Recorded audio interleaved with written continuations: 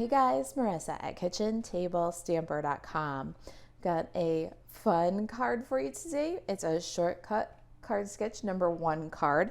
Maybe you've seen some of the other ones we've done with this awesome card sketch. If not, check out kitchentablestamper.com. We're just introducing our line of card sketches, and we've been really having a lot of fun with shortcut card sketch #1. You can get the printable card sketch on the blog, and the link is below. All right, so this is our card for today. I love these caroling mice. I could not resist them. They're a holiday catalog host item. You can't buy the caroling mice, but you can earn them for free. Same with the designer series paper that we're using today. So our designer series paper pieces for this card come from the Celebrate Everything host exclusive designer series paper pack. Let me show you some of these items. I love the host items in our holiday catalog, and they're only available for a limited time, and they're only available for free. So if you've got a wish list, get $150 worth of merchandise on your order, then you qualify for host rewards, and you can get the caroling mice or the Celebrate Everything for free using that credit. Our shortcut card sketch calls for layers B through E designer series paper or cardstock, and we're doing all designer series paper. Our first piece, this is layer B, is 5 by 2 1/4, and then layer C is 3 3/4 by 2 1/4. Layer D is 3 3/4 by 3/4, and layer E is 4 by 1/2 inch. So those are our designer series papers. That's the A sides of these that we're using, and the B sides. These are some of my favorite B sides. It's really hard for me to use the B side on this ornament paper or this leaf paper. Get that great multicolor stripe, and then some fireworks. So great Celebrate Everything designer series paper. Can't buy it, but you can have it for free with your host rewards. All right, so let's do our card base. It is Pool Party, 8.5 by 5.5, scored at 4 1/4. We're gonna do a little stamping on that card base using the caroling mice. So I've got my little music notes. My ink for this project is Pool Party and Memento Black. I'm gonna grab my grid paper to protect my surface. I love this mini grid paper. It's so handy. I just keep it right with all my other stamping supplies. And we're gonna do kind of floating notes. If you know me, you know that I like to do background stamping kind of going off in a diagonal. And we're going to do the same thing down here in this lower corner. The notes are going to just kind of drift off all the way across the bottom of the page here. All right, I think I'm pretty happy with my drifting notes. Now let's do our caroling mice. We're going to stamp them on some basic white. We're going to use the Memento Tuxedo Black. I like to bring the ink pad to the stamps when I've got a stamp this large. And I will ink with one surface on the table all the time, whether it's the ink pad on the table and we bring the stamp to it like we did the music notes, or the stamp on the table and we bring the ink pad to it. Either way will get you a nice even coat of ink. What you want to avoid is, especially with big stamps, it's a temptation to do the symbol monkey. There's no way to ensure that you're getting a nice even coat of ink that way. So put one of the surfaces or one of the items on the table surface, whether it's the stamp or the ink pad. All right, let's go ahead and stamp our little caroling rodents. We're just going to give the ink a second to transfer. It's a very large stamp, so I like to keep the pressure kind of on the center, maybe gently walk to the edges, and give the ink just a second to transfer from the image. We don't want to press too hard because then we'll blur the image or press out the details. But we don't want to do less pressure, like I'm recommending, and move too quickly. And there we go, we got a pretty good image. It's a little bit soft on the center. So I'm going to go ahead and I'm just gonna ink it up again. I need a little more pressure on the center there. If you're having any trouble with these big images, getting a clear, clean, complete image, then you can also bring in like we had our grid paper here. Put the grid paper underneath, that'll give you a little bit of cushion, or a Stampin' Pierce mat, even on a rubber stamp when it's this large. Sometimes you need that just little bit of cushion underneath to help get a complete image. So let's give this one more try. You can use your Stampin' Right marker to complete any places in the image that didn't print quite as clearly as you'd like. But if you're going to use Stampin' Blends like we're going to use, I'd recommend that you do that after, because the Stampin' Right marker is a water-based ink. So your alcohol-based markers will react with any touch-ups that you make. But touch-ups are completely acceptable and easy to do with the Stampin' Right marker. Just color with your blends first. There, the center's a little bit more solid on this image now because of the cushion underneath. I'm going to put away my pool party, but I'm going to keep the memento for just a minute. We're going to do a season's greetings for our sentiment. And I got the season's greetings from the Penguin Place stamp set. I cut ahead a circle from Basic White using my Stylish Shapes dies. And this is the 1 1/4 inch pierced circle. It's the second from the smallest. And Penguin Place is photopolymer. So I'm going to grab my Stampin' Pierce mat. This is another little tool you can use underneath even your rubber stamps when they're really big rubber stamps to get a more complete image. We're going to stamp this low of center on the tag. Love it. So cute. All right, now we've got to do some coloring. Let's give our mice some life. I'm going to keep my coloring very simple. I'm going to just color in. I'm not really doing any shading here, and that's for a reason. We've got a big image, and if we're making holiday cards, we're probably making more than one. So we're going to keep our coloring pretty simple. My mice are going to be smoky slate. I'm going to do their bodies light and their tails with the dark smoky slate, and all I'm doing is coloring in. I love these Stampin' Blend markers. They will give you a smooth, solid finish to your coloring, and you don't have to do anything fancy at all. And just when you're coloring, color in little circles. Keep the wet ink flowing from the pen over the edge of the wet ink that you just laid down, and you'll get a nice smooth fill. So all their bodies, one little section at a time. I'm just doing somebody's legs and feet, moving on to the next guy's legs and feet. Then after we're done with the legs and feet, we'll move to hands, and we'll do everybody's hands. We'll do everybody's faces. We'll just work in little sections. And that's everybody's hands. Now for everybody's faces, we're going to go around the ear and over the eyes and nose. Like I said, I'm keeping it really simple because if I was going to make a dozen of these, don't want a lot of complicated blending, just a nice, smooth, full color image. Same with this ear. We'll do the other 3 faces and ears the same way, avoiding the mouth and avoiding the inner ear. All right, then for their tails, I'm going to do dark smoky slate and just fill in. Their little mouths and inner ears are light polished pink, going with a little bit of a bright pink. Because of the designer series paper, I think it really works. Normally I'd pick something like petal pink or light flirty flamingo, but we've got such a wild, fun designer series paper. I like the polished pink. If you wanted to go over the polished pink with some color lifter and lighten it up just a little bit, you certainly could, and that would give you a little bit more subtle effect, but still have that bright pink that's not such a neutral or a fleshy pink. I like the kind of exaggerated because of the color combo here.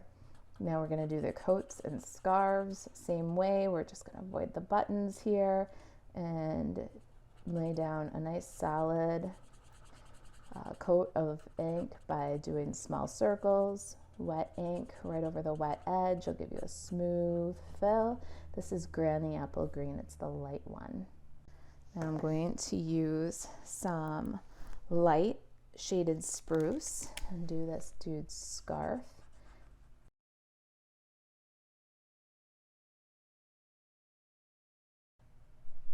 I missed this dude's mouth. Let's go back to the polished pink for just a minute and do the mouth. All right, now I've got some dark Poppy Parade. I'm gonna do this one's hat and buttons. I'll do this one's button and this one's scarf. I try to, when I'm coloring, especially if I'm gonna color multiple images, I would stamp this. So if I was gonna make, say, 12 of these cards for my Christmas cards, I would stamp all 12.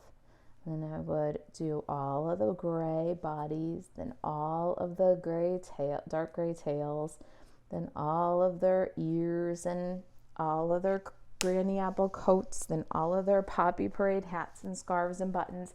I would do all the coloring so I wasn't picking up and putting down the markers, taking on and off the caps. I would batch color them. So we've moved on to Dark Pool Party now. We're gonna do this little dude's coat and Dark Pool Party. And they pulled these color inspiration and color combination out of the A side of the paper. I really did pull my colors and the colors that I used together from the paper. If you look at the ornaments, you'll see the Granny Apple and Shaded Spruce and the Pool Party and Poppy Parade. So that's where that came from. All right, let's do this guy over here, scarf.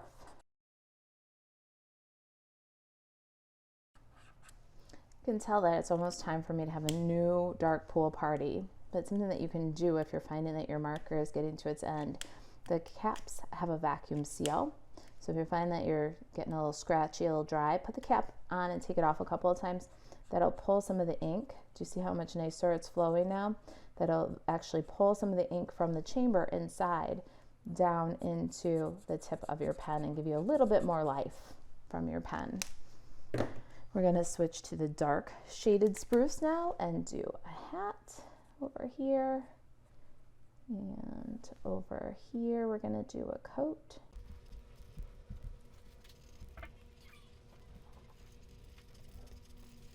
And there is our colored image. Now, no dies for our caroling mice as of yet, but we are going to, you never know with Stampin' Up! What they're going to come out with, but we're going to give this a quick fussy cut.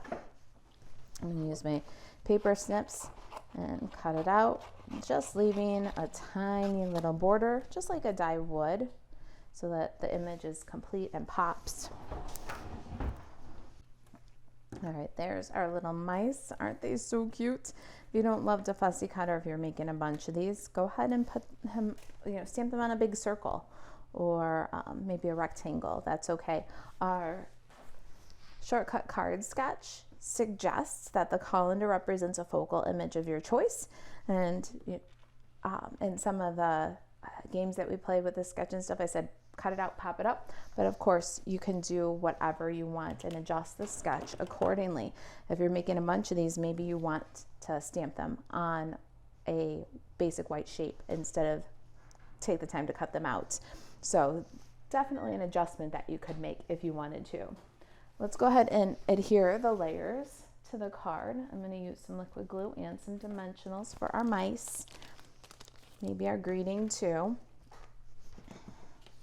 We're going to just follow the sketch here.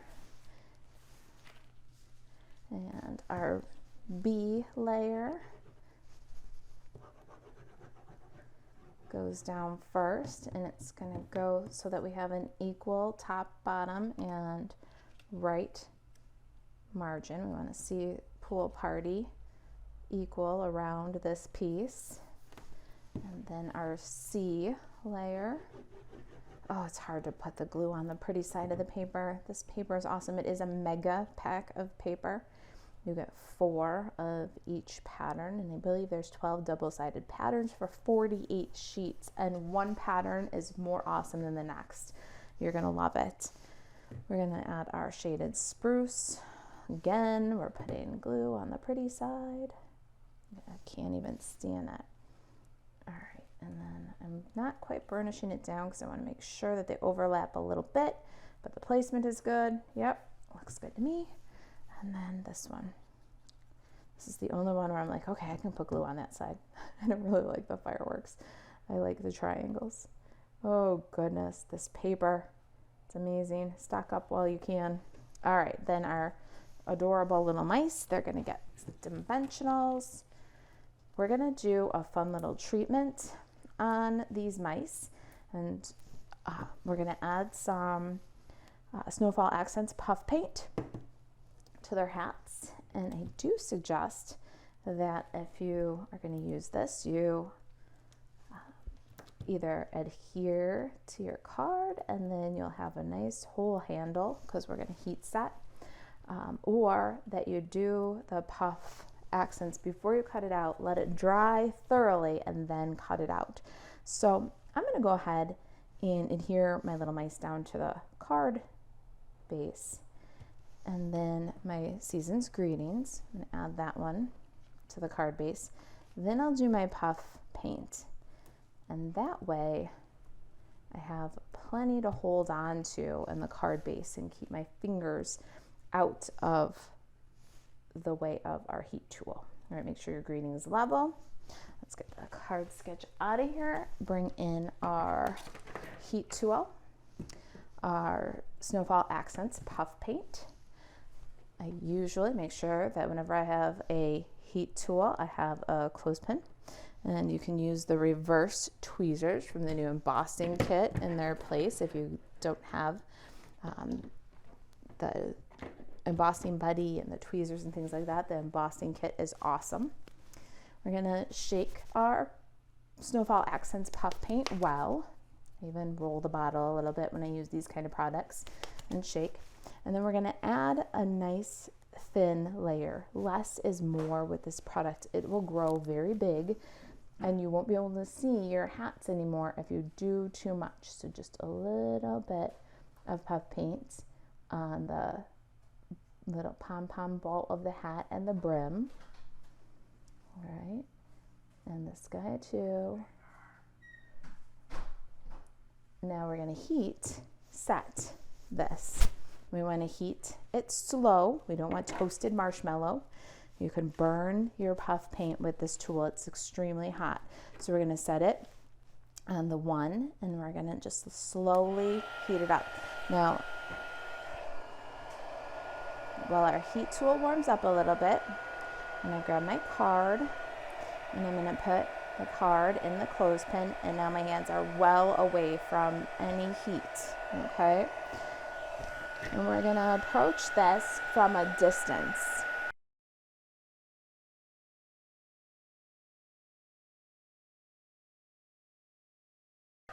You can see it just starting to change. It's gone from shiny and milky to white and starting to puff.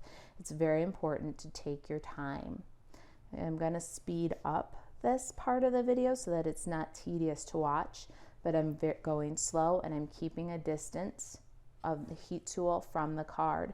You don't want to burn this after you've done so much work. So go slow, go very slow.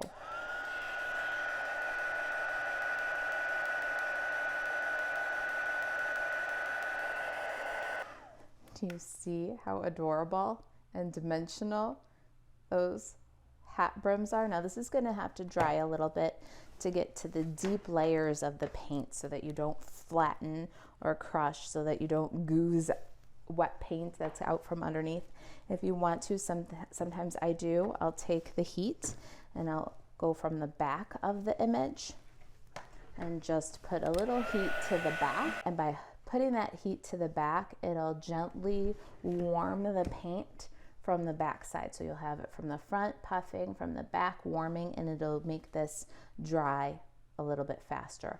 But watch your heats. You don't want to toast the marshmallow. Okay, let's do some embellishing. I'm going to put my cap on my paint, keep it capped tightly, and I'm going to embellish with some in color baker's twine. I've got the sweet sorbet. We're going to do a double bow. I am the master of bow time, but double bows get me sometimes. I'm not always great at how long it should be, and I don't know why. It's not that much different from doing a single bow, and sometimes I'm not very good at judging where the tails where I should start to get proper tails. But that doesn't stop me, especially with twine, because I really love the way this double bow looks. I love that we're bringing another pattern to the party with the sweet sorbet and white stripe. So let's see what we can do here. We're gonna loop, swoop, tuck, and pull, and then hold the center knot and pull the tails, kind of adjust the size, and then pull the loops to adjust the shape. Little finesse, it works. I think that's one of the easiest and best double bows I've ever tied. Let's put that on with a glue dot. Got a roll of mini glue dots right here. And I'm gonna take my mini glue dot and take your pick tool. I'm gonna fold the glue dot over, just kind of roll it on top of itself. Now it's on the end of my take your pick tool and fold it in half, and then put it on the back of the knot, and then bring the whole bow to my tag, and then just pull the take your pick tool out. Now my double bow is adhered to the top of my tag, and here's where I can trim if I need to. I think this side's a little bit long. The other side I think is pretty good. Let's add a little sparkle, a little high contrast sparkle. I've got my adhesive backed seasonal sequins here. This is my favorite embellishment from the holiday catalog. I love the sparkle. I love the colors. You get this gorgeous green that looks great with shaded spruce. Got this red that looks awesome with Poppy Parade, with Sweet Sorbet, even Calypso Coral. And then a white pearlized finish. It's almost matte, gorgeous. And this beautiful matte gold. These sequins are wonderful. The gold and the pearl and the Sweet Sorbet will go straight into Valentine's Day. It's an awesome embellishment, and you get lots of them too. I'm going to use lots of them because I just love the sparkle that it brings. We're going to do a small one and a large one to kind of embellish our tag, a small one and a large one down low. And then because you can never have too much sparkle, we're going to do 3 kind of following our music notes up and off the page here. 1 big one, 2 small ones, kind of following that float. I just love it. I hope that you do too. If you've got any questions about earning host rewards, if I can help you with your order, if you've got questions about the project, email Marisa at kitchentablestamper.com, and to shop Stampin' Up 24/7, buzz over to marisaalvarez.stampinup.net.